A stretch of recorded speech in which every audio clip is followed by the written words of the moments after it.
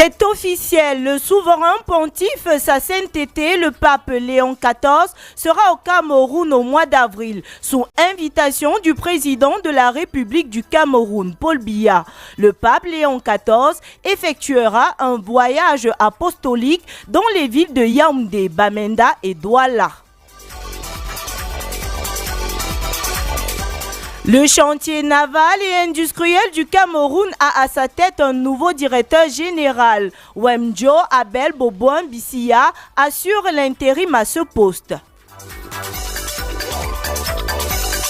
And out of the country in sports football, 4-play day of games of the European Champions League will be in some moments getting into action after the exciting encounter staged yesterday. Stay tuned for updates in this newscast.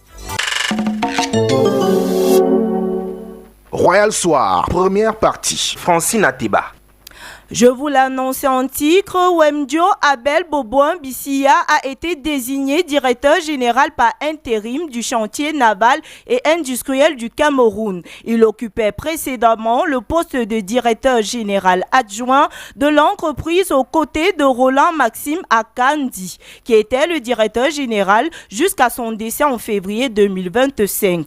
Avant de rejoindre le chantier naval et industriel du Cameroun, Wemjo Abel Boboin Bissia était ingénieur aéronautique civil et a occupé plusieurs postes dans l'administration camerounaise. L'information est contenue dans un communiqué de la chef de cellule technique de l'information et de la communication. Le pape Léon XIV effectuera une visite au Cameroun du 15 au 18 avril 2026 dans les villes de Yaoundé, Bamenda et Douala, à l'invitation du président de la République Paul Biya. L'information est contenue dans un communiqué signé du ministre directeur du cabinet civil Samuel Vondo Ayolo. Cette visite du souverain pontife s'inscrit dans le cadre de sa tournée apostolique en Afrique. Sa sainteté, le pape Léon XIV entreprendra un voyage apostolique en Algérie, au Cameroun, en Angola et en Guinée équatoriale du 13 au 23 avril 2026. Le programme détaillé de ce voyage sera communiqué en temps voulu. Cette visite revêt une grande importance spirituelle pour l'Église et pour toute la nation camerounaise. La conférence épiscopale nationale invite tous les chrétiens de toutes les obédiences et les membres de la communauté musulmane et les personnes de bonne volonté à se préparer spirituellement à ce moment historique à la prière, la réconciliation et les actes concrets de charité, afin que la visite du pape XIV porte des fruits dans nos vies et dans notre nation. Que cette visite soit un temps de grâce pour le Cameroun, fortifie notre foi, notre détermination à cheminer ensemble dans la paix et l'espérance. 18h passées de 4 minutes, vous écoutez le journal bilingue sur Royal FM. Année judiciaire, la rentrée solennelle a lieu ce mercredi. Au moment de cette reprise d'activité, un état des lieux de la pratique judiciaire au Cameroun permet de constater beaucoup de défaillances. Les acteurs du domaine appellent aux états généraux de la justice. Annie Lisette Ambassa. Tout part déjà, d'après maître Emmanuel Sim, avocat au barreau du Cameroun, du manque de confiance que les populations ont envers la justice de leur pays. Les Camerounais estiment qu'elle est corrompue, qu'elle n'est pas crédible et malheureusement, on n'arrive pas, en tout cas ceux qui sont en charge de le faire, ils n'arrivent pas à donner à la justice un visage de confiance. Le problème de salle d'audience ou globalement celui des infrastructures se pose aussi avec acuité, de même que celui du manque de personnel aguerri. Maître Emmanuel Sim. Il n'y a pas assez de magistrats. Et on est toujours étonné qu'on ait formé des magistrats et depuis 6 ans, ils ne sont pas intégrés alors qu'il y a un besoin réel, pressant en termes de qualité et de quantité de magistrats. Ça pose aussi un problème dont finalement, dans les délais qu'on peut avoir pour rendre une décision de justice. Selon le spécialiste du droit, les problèmes de la justice camerounaise sont légion. Une journée ne suffirait pour en faire un listing. Des pistes de solutions sont néanmoins proposées. Il faut faire asseoir toutes les parties prenantes du processus judiciaire, y compris les justiciables, pour penser une autre justice. Des états généraux qui, s'ils viendraient à se tenir, devraient aller jusqu'au bout avec la mise en application des résolutions et recommandations, poursuit Maître Emmanuel Sim. La relation entre agents publics et usagers au Cameroun est marquée par de fortes tensions, souvent caractérisées par des violences verbales et physiques. Et approchés, certains Camerounais réagissent par la colère, car pour la majorité, le comportement affiché par ces agents publics n'est que la résultante d'une mauvaise éducation. Vous avez capté quelques avis livrés dans ce reportage de Dorine Bimi. Vous ne remarquez pas le comportement des Camerounais maintenant, c'est la même chose. Parce que les gens ne croient plus à rien. Si j'avais à dire, vraiment, moi je pense que c'est le système. De nombreux usagers accostés ce matin parlent d'un accueil déplorable, froid, avec une absence d'écoute des fonctionnaires, générant des fois des traumatismes. Une expérience vécue par cette autre Camerounaise. Parce qu'on est dans un ministère, qu'on ne se croit tout permis, qu'on doit parler aux gens n'importe comment. Il y a d'abord ce problème que les gens grandissent, mais où ont-ils grandi? S'ils ont grandi là où il n'y avait pas d'éducation, bon, ils vont répondre aux gens comme ça. Mais si c'est quelqu'un qui a été bien élevé, il sera courtois et il va accepter les gens tels qu'ils sont. Une défiance s'est installée envers l'administration avec des perceptions mitigées de la performance globale des services publics. Attention, le Cameroun ne va pas bien dans tous les cas. Tout le monde en sortant de la maison a l'attention. Nous, on a les diplômes, on ne parvient pas à travailler parce que quand on voit par exemple un M, soit un K, on sait que c'est un CAMDEM, soit c'est un MQAT, soit les gens de l'Ouest, tu déposes le dossier, on retourne ça du revers de la main. Une question de formation dénoncée par cet autre usager qui n'a pas sa langue dans la poche. Est-ce que ces gens qui nous reçoivent, est-ce qu'ils ont été vraiment formés dès la base? Est-ce qu'ils sont entrés là parce que le manque d'emploi, parce qu'on n'a pas d'emploi, on entre seulement dans le milieu? Est-ce que je pense que c'est cette formation-là qu'on devait déjà d'abord voir? Il y a certains qui intègrent les milieux alors que n'ont ni formation, manque d'emploi, on entre seulement et on travaille avec des involtures. Cette situation suscite frustration et défiance, poussant les usagers à donner comme solution. Face à quelqu'un qui est comme ça, la seule chose que vous devez faire, c'est que vous devez être calme et patient. Parce que si vous êtes calme, qu'importe ce qu'il fera, lui-même sa conscience va le juger. C'est d'abord la formation, c'est la base, la formation. Parce que certains sont pris dans les services par des coups de fil, le parrainage et autres.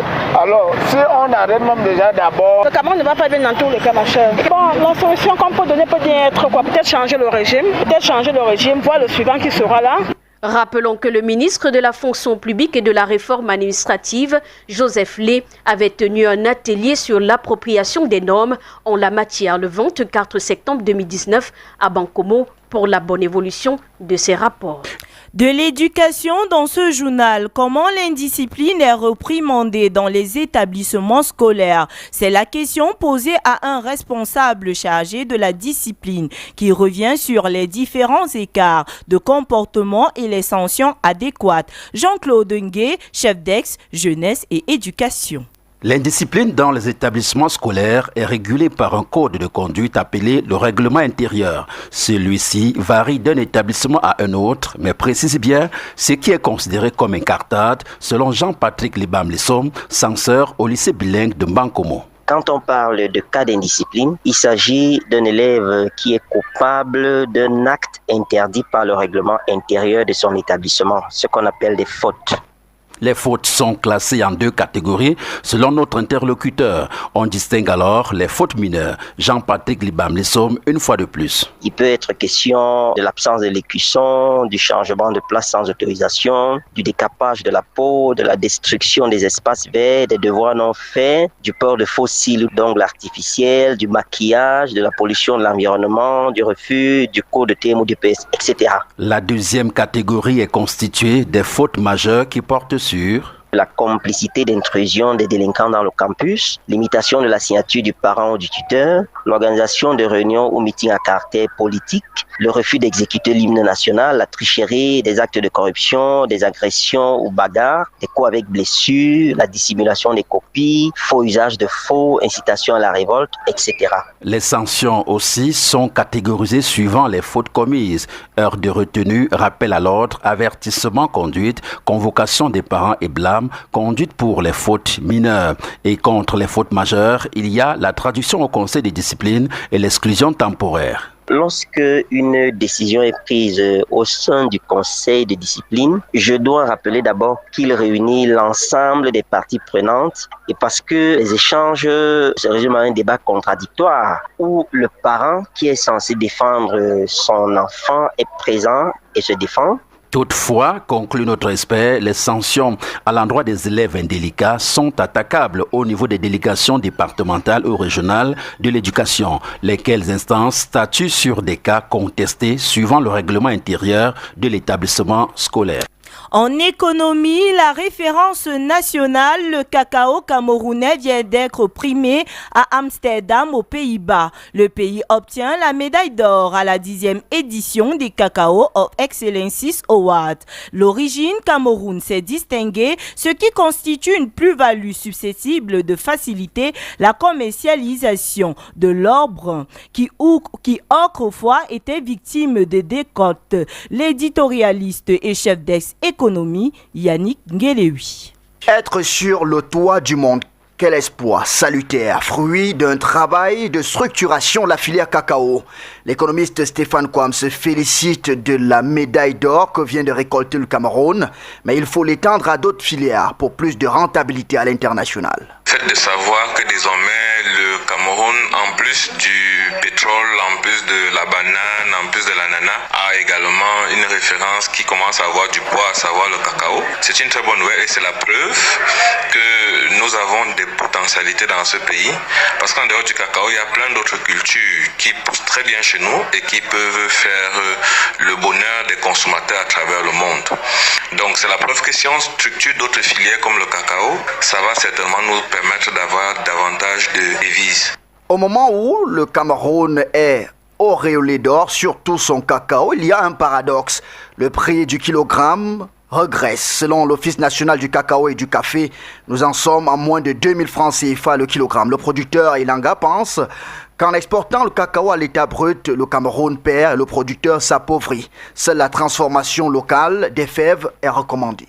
C'est la transformation locale en fait qui est le dénouement de notre développement, parce qu'avec la plus-value, je connais la fève de cacao, je la transforme en plusieurs sous-produits et si tous ces sous-produits sont bien vendus, je crois qu'il n'y a pas photo avec le prix du kilogramme de fève de cacao. Le cacao a plusieurs dérivés, tous ces dérivés là, quand on les vend, on a beaucoup d'argent, c'est ça la plus-value pour moi. La distinction du Cameroun à Amsterdam s'explique par des pratiques post-récolte traçables et maîtrisées par la société coopérative en collaboration avec le conseil d'administration, de production et de commercialisation du cacao de Kiossi. La page internationale. À l'étranger au Soudan, l'ONU sanctionne 4 responsables des FSR pour des atrocités commises à El Fasher. Le comité des sanctions du Conseil de sécurité de l'Organisation des Nations Unies a rajouté à sa liste pour le Soudan 4 responsables des paramilitaires des forces de soutien rapide. Il a dénoncé leur implication dans les crimes et les exactions contre les civils soudanais et surtout Darfour et El Fasher. Il s'agit d'un coup de pression qui consiste uniquement à geler leurs avoirs et à leur imposer des restrictions de déplacement.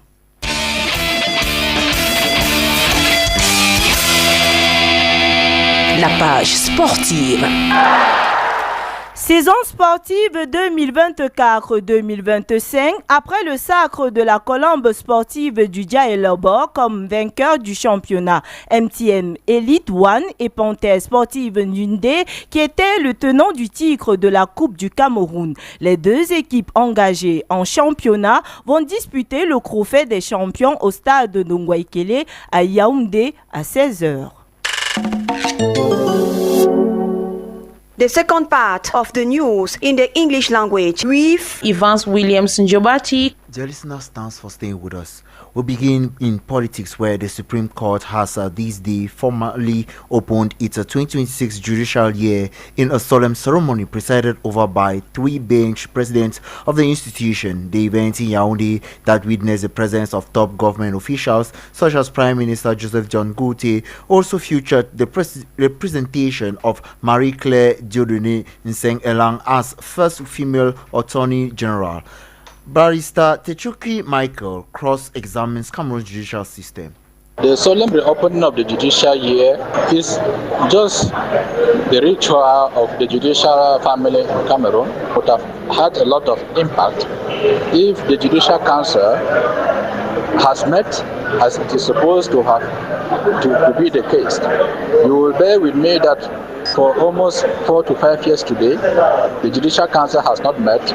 Magistrates are due retirement, magistrates which are due promotion, they are retired, and so the judicial year, the resumption before justice to be met, we need to look at how to address the issues from the root. So you see that there is a problem of saying that the solemn opening becomes just a ritual. But if the Judicial Council has met, magistrate gone on retirement, and the new magistrate appointed to sit at the Supreme Court today are taking this ritual to commit themselves that the new judicial year should be to curb,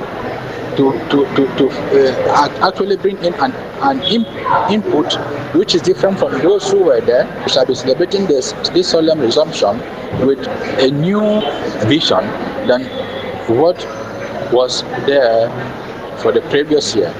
You see that the people who were there last year are the same people, and some might have even been absent because of some might have passed away.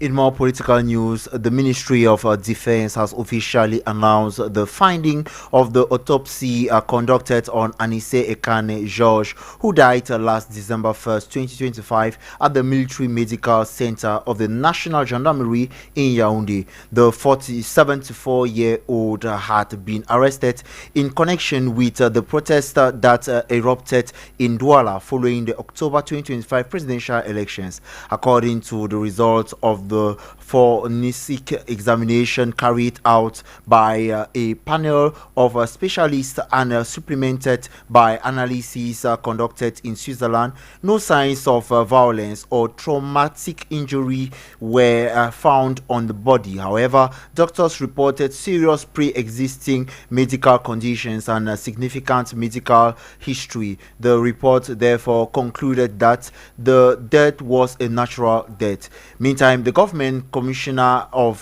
the military court in Yaoundé has ordered the lifting of restrictions on the corpse, allowing the family to recover the body and proceed with funeral arrangements. I propose you listen to Jean-Brice Conso, a legal mind who makes an understanding of this. Our emotions cannot actually overrule the nature of law, and the law ensures justice. Even if there is injustice, it is that can play a part in that injustice, ensuring that there is justice. The defense, we have followed the case from the very beginning, from his ill health and the refusal for him to get access to his health and all of that. But after his investigation, the state had to come out and declare that he died a natural death. It was an investigation. After investigation, it was declared that he was dead. But if naturally, it should be explained to the people that these are the causes of the natural, so that the people should be aware. Even in court, when judgments or rulings always make for awareness, they need to explain their judgment and give reasons why it is that way. And I have not heard or I have not seen any document where there are justifications in that statement of the death of the natural death, and which is very, very problematic. This is not the first instance that is happening in Cameroon. We have witnessed a lot of several instances, even some that are still under investigation in court,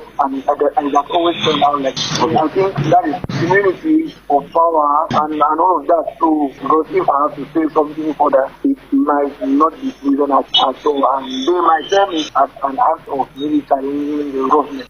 We remain in politics, where a project to encourage young Cameroonians to participate in the democratic progress of their country has wrapped up today in Yaoundé. The project is an initiative of the Foundation for Peace and Solidarity in partnership with the United Nations Center for Human Rights and Democracy. Senior reporter and editor-in-chief Mapala Zita approached the National Director of the Foundation for Peace and Solidarity, Sophie Monono, who gives an overall appraisal of the project as well as some difficulties encountered. Vote Smart Cameroon, yes, is ending today, but it's not really a close on the entire process. So far, the impact we have seen through Vote Smart Cameroon have been so encouraging. We have touched directly and indirectly about 10,000 young people and over 6,000 first-time voters, those who were never interested in voting. They didn't know what voting was all about.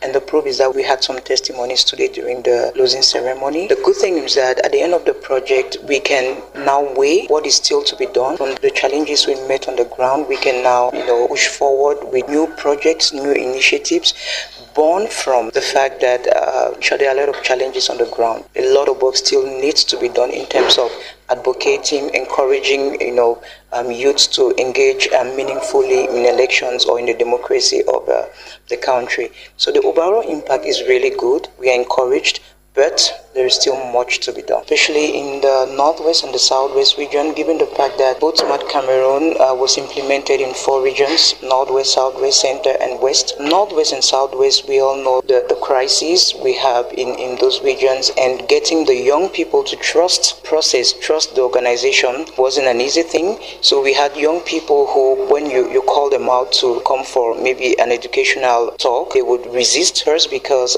they tell themselves, there's a lot of insecurity. If I show myself, as someone who is interested in politics, I may be targeted. Also, we had those who did not trust us because they believed that we were maybe sent by a particular political party to, get them to vote for that party, which was not the case. So we needed to do a lot of convincing, to let them know that we are non-partisan, and this is just for, a process to get young people to get interested in the affairs of their country.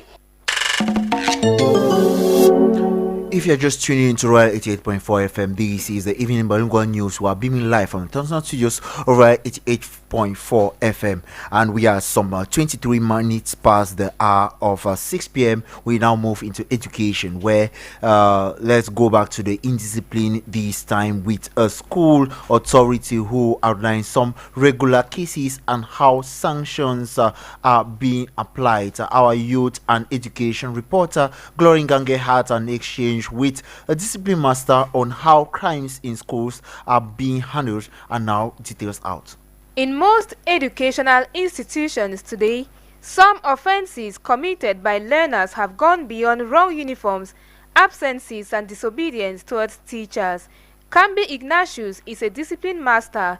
He lists some serious cases. Cases of fighting in school that may distract the whole establishment. There are issues of excess absenteeism from school. Cases of delinquents, where children come with drugs, maybe they drink it before coming. There's some they even smuggle themselves and enter with drinks in school. They may find some students with harmful objects in school. Students scaling away the fence. Another issue may be promiscuity in the school environment. These crimes are handled at different levels depending on the gravity of the situation, as the educator explains. There are class masters, the surveillant general, and even the surveillant himself. It means that there is discipline master, there is senior discipline master, and likewise class mistress and master. So some issues can be handled at the level of the class masters, but when it passes their level, they may take it to the discipline master. That way, if it's more than him, he can also take it to the senior discipline master. Given that corporal punishment is unlawful in both private and public schools in Cameroon, disciplinary councils often apply sanctions like dismissal or suspension. Kambi Ignatius once again. Incidents that students fought in school. For instance, a child may come with a machete in school and fight or cause the whole school to be distracted. That kind of crime is permanent dismissal. And then issues of promiscuity around the school campus. Those are issues also that may lead to suspension or even dismissal. We have 2 days suspension, 3 days suspension, we have 1 week suspension. The school administrator ends by calling on parents to work hand in glove with teachers to make the learning environment worthwhile. From there, we'll now move into the society where the relationship between public service agents and users in Cameroon is plagued by strong tensions characterized by verbal and physical confrontations. For a majority, the behavior displayed by some public service agents is simply the result of poor upbringing. Our society reporter Gang Nadesh captured the views of some Cameroonians and now reports. Kelly has had a disheartening experience describing the treatment she receives in a public office as bad. She attributes this partly to the agent's sense of job security, suggesting that the lack of accountability and fear of losing their job contributes to a poor attitude towards clients. People that work in the government offices are transferring aggression. I don't know for what reason, or I don't know the aggression. And also the fact that maybe because they know that they have your job. You know, when you're taken by the government, you know that you have to stay there until your retirement age, and then you start taking your retirement benefit. It's like your job is secure no matter what you do. She is particularly disturbed by the agent's rudeness and lack of empathy, especially towards elderly citizens who are often left feeling disrespected and helpless. So bad that I don't even know if the people don't have a conscience. Are rude, unbothered, they don't care. The worst is when I even see an elderly person and a young person in an office, because you're in a government office and an elderly person comes in to get anyhow. I always feel so bad being in such an environment. It's so toxic. I don't know what could be the solution for this. On the other hand, Fuche shares a contrasting experience, describing his interactions with public service agents as positive, citing empathy and understanding from the administrators he has dealt with. I actually have a good experience with public administrators in general. Most of the times when I go into the offices, all I have to do is I speak English. It builds a degree of empathy on their part because they feel they might not be able to express themselves properly, true. But many Anglophones might not relate to this, but because I speak English, they tend to give a listening ear. So I have a very good experience with public administrators. While Kelly continues to decry the lack of good attitude, Fuche commends the kindly response and timely service he receives, emphasizing that some agents do attempt to deliver efficient and respectful service. My requests are often done within the time limit, well, except for the ones where you have to deposit a document and they come later. But for those in the moment, it always happens fast. Government offices are the most inconveniencing places to go to, but it's very unfortunate that when you want to do important things in the country, you must always go to the offices. But those are the places that are not instead welcoming to the citizens. It's really bad. The disparity in the experiences with public service administrators suggests a need for improved accountability and training to ensure the consistent, respectful treatment of all citizens regardless of the agent's job security. From there, we now move into the economy, where Cameroon's cocoa has earned growth international recognition for its premium quality, strengthening the country's reputation on the global market. But curiously enough, local production is showing signs of decline as producers are discouraged by falling prices, which threaten the sustainability of the sector. In this context, how can the country capitalize on the growth cocoa is making? To this effect, Jeffrey Tachum interviewed an economic analyst and compiled the following for the news. Cameroon cocoa has been officially crowned the best in Africa and the Indian Ocean region in the framework of the Excellence Awards held during a cocoa trade fair in Amsterdam, a major international recognition of its quality. But unfortunately, producers back in the country are having a hard time due to price fluctuations. Jamo Haiwang is a research analyst at the Cameroon Economic Policy Institute. This success hides a structural problem. Many farmers are not benefiting from this global recognition. Declining farm gate prices, rising production costs, and urging plantation are discouraging producers and, in some cases, pushing them out of cocoa farming altogether. To handle this problem with concrete measures, many solutions lay ahead of public authorities as outlined by the experts. better organization of producer is essential. Stronger cooperative and can improve farmers' bargaining power, reduce dependence on middlemen, and facilitate access to credit, quality inputs, and extension services. Second, the country must accelerate local processing by transforming more cocoa domestically instead of exporting raw beans. Cameroon can capture more value, create jobs, and reduce vulnerability to international price volatility. More so, there is a need for predictable prices for investment in maintaining and renewing their farms. Jamo Haiwan believes that these measures will help the government in making sure that the success of cocoa abroad translates into tangible economic benefits at the local level. Farmers need predictable and remunerative prices to invest in maintaining and renewing their farmers. So if these measures are implemented consistently, Cameroon can sustain cocoa production, improve rural livelihoods, and ensure that international recognitions translate into real economic benefits at the local level. Therefore, despite Cameroon cocoa winning praises on the global market, supporting farmers who face falling prices is essential to make them harvest strong and upgrade the sector.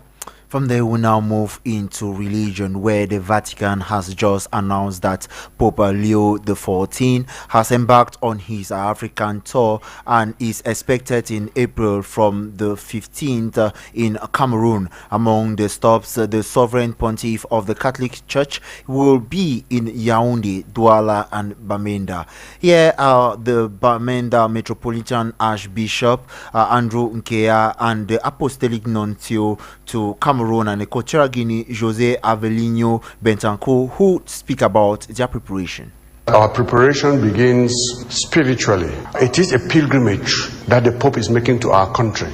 It is the first that he's making to Africa. We are especially blessed as a country. I have had the honor to meet Pope Leo XIV 3 times in less than a year. And each time that I have met with him, it's been a moment of blessing, of joy, and of peace, of spirituality. Anyone who has the opportunity to come before the Holy Father will also experience this very special moment. And at some 32 minutes past of 6 p.m., let us move into sports in a single note without transition to say the European Champions League, as you heard in one of our top stories, is due to kick start as from 6:45 p.m. this evening. Atalanta will be facing Dortmund at 6:45 p.m., while Juventus, Galatasaray, PSG, Monaco, Real Madrid, Benfica will all battle for a spot as from 9 p.m. prompt. So stay tuned as updates come in these news in our subsequent edition.